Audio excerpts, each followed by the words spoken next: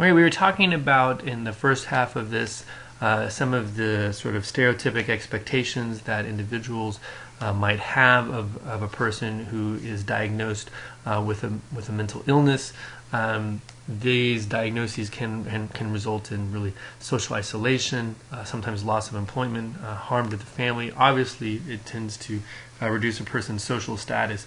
And so what we're going to talk about a lot in the second half of this lecture is that really when you're thinking about diagnosing an individual, that you have to consider strengths, environmental influences on behavior, and really what are sort of some of the developmental forces and some of the situational forces that might affect the manifestation of weaknesses in certain cases if you're looking at illness, or strengths, which might be reducing the likelihood that those are actually being displayed.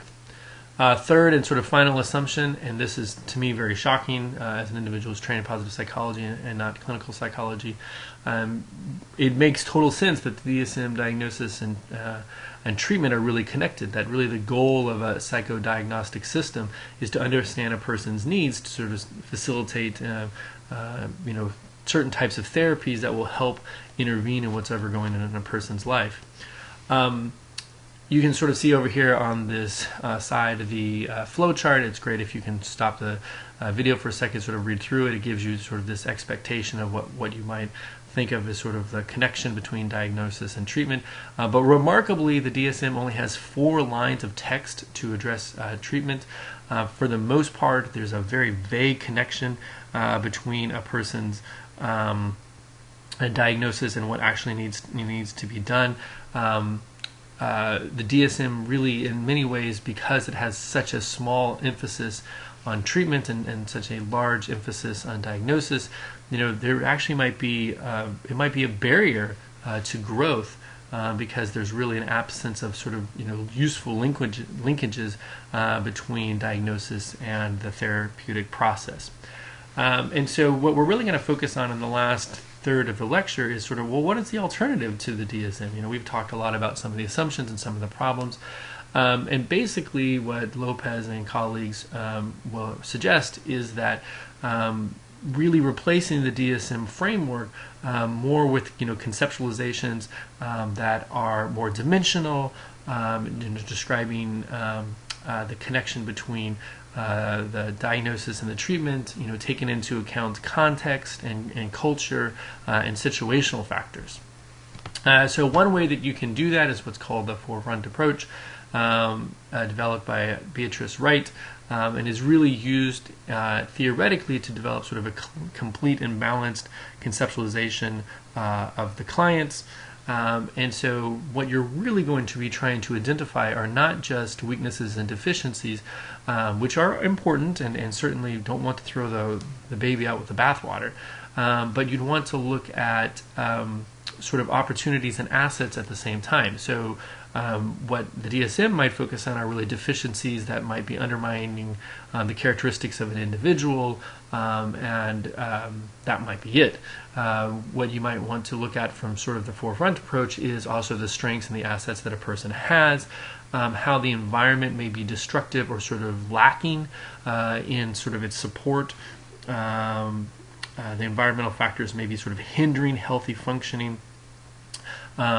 Looking at sort of the sort of resources and opportunities that are within the environment. So again, looking at ultimately the strengths and the assets of a person, looking at deficiencies and weaknesses of a person, and also looking at environmental factors that might hinder or promote sort of healthy functioning.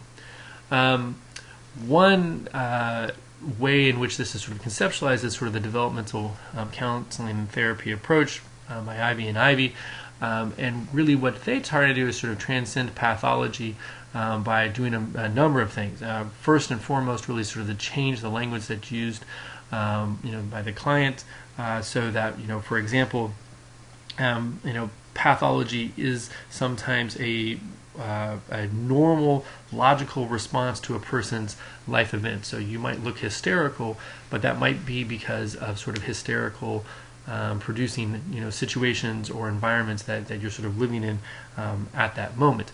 And so the emphasis should be sort of expanding and including not what's just going wrong in a person's life, but sort of what is working in a person's life. How do we capitalize on a client's types of strength, and really trying to match a person's personality, and so that their personality style, in this case, to sort of help them navigate particularly interpersonal relationships, because interpersonal relationships are so important to well-being.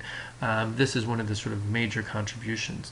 What I find interesting is that because this, DCT is a sort of here and now conceptualization of strengths within a cultural and historical model, one of the core parts of DCT is the sort of idea of social justice. And so by taking a much more holistic approach to a person's sort of environmental, situational, their strengths and their weaknesses, understanding their culture, understanding their history, that you're going to have a much more complete understanding of the individual.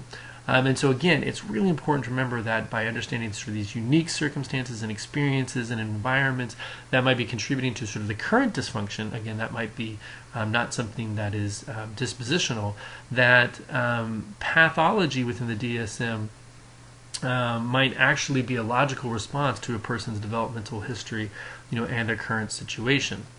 Oldham and Morris actually sort of have this new idea of a sort of personality theory, which is a very dispositional approach, and it really a unique conceptualization of sort of personality disorders. And in their case, what they're really interested in is the fact that any type of disorder might be lying on some sort of continuum of adaptation. And so what is really important in this sort of dispositional approach to a sort of mental health is it allows for the examination of individual differences, really of both positive and negative types of behaviors. That personality disorders are really thought of as occurring on their own continuum. So for example, and this is actually a slide from the book, so you can go look at it a little bit more, that your personality style might be something like conscientiousness if you look at the personality up there, and really based on sort of extreme and stressful sorts of situations. A conscientious person might ultimately end up being viewed as obsessive compulsive. So if you sort of start off as very conscientious, and then during a very stressful situation, the sort of these dramatic times might result in you, at least at that moment, looking obsessive compulsive. An individual who's very self-confident, sort of when there's low stress, when there's high stress, might seem narcissistic. A person who's very dramatic during low stress times in their life might end up looking histrionic, right? And so you get this idea that this conceptualization doesn't sort of delineates from having this disorder and more having sort of a personality that really has only manifestations during certain situations, particularly situations that are really ultimately very, very stressful. And so, again, what might be adaptive at one end of the spectrum, to be conscientious, to be self-confident, to be vigilant, might be maladaptive at another end of the spectrum during high-stress situations. So let's sort of end here with some interesting ideas. One idea that we could, to sort of push the DSM forward is we could, they already have a sort of a global assessment of functioning scale. What's interesting is that it goes from 0 to 100. 100 is the absence of symptoms, and one of the ideas would be to rescale this so that 50, or the midpoint, is the absence of symptoms, and scores that are greater than 50 might be considered sort of good health or optimal functioning. And it gives sort of a much more sort of rounded out view of this sort of pathology to optimal functioning continuum, that we don't just stop at the absence of symptoms. There is this great article, I'm still trying to post it online, the sort of diagnostic criteria for a flourishing life. I really strongly suggest that you look at all of these sort of characteristics, and a person who is flourishing will have many of these characteristics. So again, as we sort of end here, don't focus on the negative, help people towards the right therapeutic models.